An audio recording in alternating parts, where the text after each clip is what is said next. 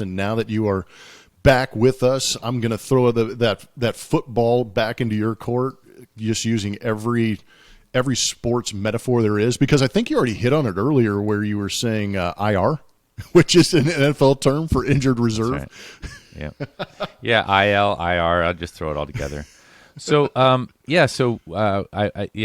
think fantasy football is coming up. So I don't want the fans to feel shortchanged that we're just a baseball podcast. We give some insight into baseball mentality, but I think that permeates in sports. And when I grew up, I was a Cowboys fan.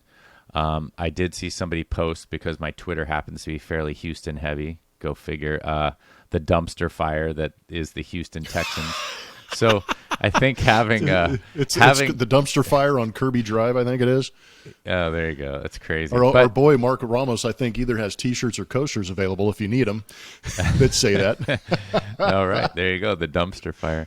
So what I was going to say about the fantasy football, and this is where the sports have changed in general, specifically the NFL, but this is why it's topical, and I already brought up the betting apps and fantasy football is, it takes us away from having that one team that we root for. I still root for my San Francisco Giants, as we know, and you're still an Astros homer, and I think, there are some other teams that we respect and root for, but football is completely different for me. Growing up as a Cowboys fan, I don't root for the Cowboys anymore, and I don't know if that's because of Jerry Jones, as much as it is, I like watching the Niners play. I like the Chiefs. I like the Cowboys. But you got to root for your fantasy team. Alvin Kamara won me a championship last year with 6 touchdowns in one game. So, we have our league coming up. They've added some players, which is going to increase the degree of difficulty. I think a 10-team league is easy. So hopefully you're getting geared up and you're doing your studying. I know you intimated that you're going to do the auto draft again and kick my ass with an auto draft team. So, so fantasy football's coming up. Have you been looking at, what's happening with training camps, and have you been brushing up on your lists, your tiers and things like that? Yeah, I've been fisheying it a little bit, to be honest with you, because, I follow Jeff Schwartz on Twitter. I follow certain accounts, and like you said, some of those betting apps. So I've actually, one thing I've noticed that I've done in the past, and you and I had a great season when we took the emotion out of it, which is, to your point, you have, I'm a Chargers guy. I wanted to be a Texans guy, but everything that's going on, like you said, the dumpster fire that's happening down here with that franchise, I've kind of like, I'm going to go back to the Chargers. And, of course, adding, Herbert to that whole situation has made it that much better. And I picked him up on the waiver wire last year, and he dominated for me. So I'm kind of back on that Charger bandwagon again. But, that's the hard part in being an individual owner, because you and I teamed up, and it was easy to keep each other accountable and saying, hey, this is the right pick. This is, that's the emotional pick, and you could really kind of separate it. But when you own that team by yourself, and I'm finding this out, how I kind of I'll be watching the bigger picture, and then I just find myself gradually going right back to the guys that I've had in the past, like we just talked about, as opposed to trying to pick up on some of those newer things. But I think what I've done more recently, and as far as scouting and who I'm going to draft and things like that, is I'm trying to look at situations guys are in, or offenses that these guys are in, or the potential for the team having a big season, because I feel like some of the guys that I've had in recent history,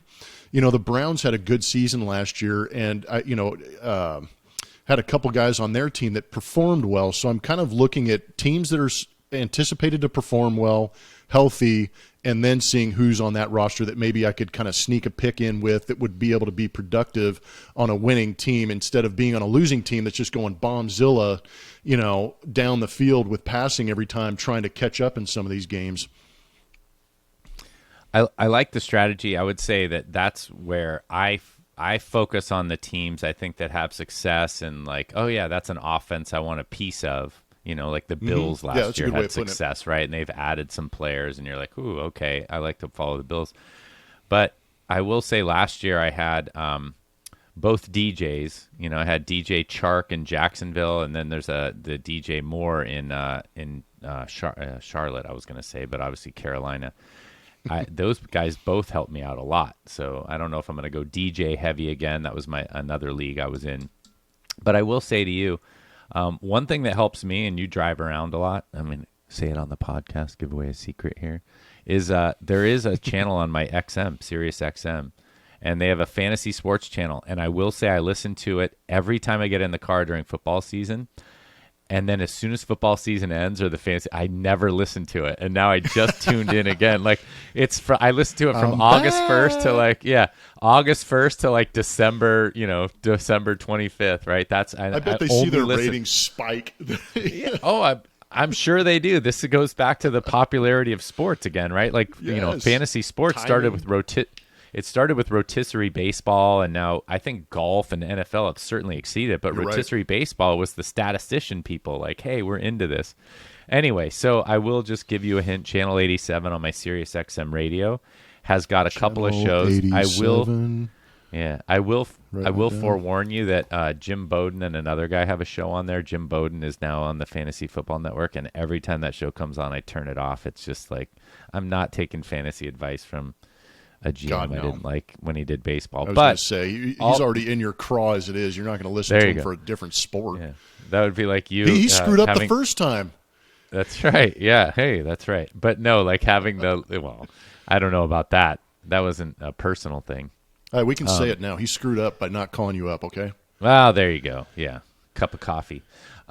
Anyway, so Channel 87's great. And that's the only show I don't listen to. There are these guys that have been like, I'm the fantasy champion for 9 years in a row on this, and they write all the magazines. But I will say there's some insight there, and they will always there's always 2 players or 3 players that I hear about prior to the draft on there that I'm like, ooh, all right. Because it's easier to do your homework than get the old school magazine and go through there with your highlighter and draw stuff down. And it's like, anyway. And I do have one more on thing. ESPN to get that downloadable mock draft every day. Yeah, there you go. So let's see. When our draft is coming up in a month, I think. So we'll have a couple more episodes prior to that. But we'll definitely start touching on fantasy football. So I'd love to hear some good team names. The fans want to.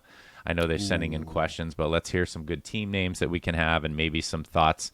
I'll take fantasy football advice anywhere, anyhow, anytime. So No doubt.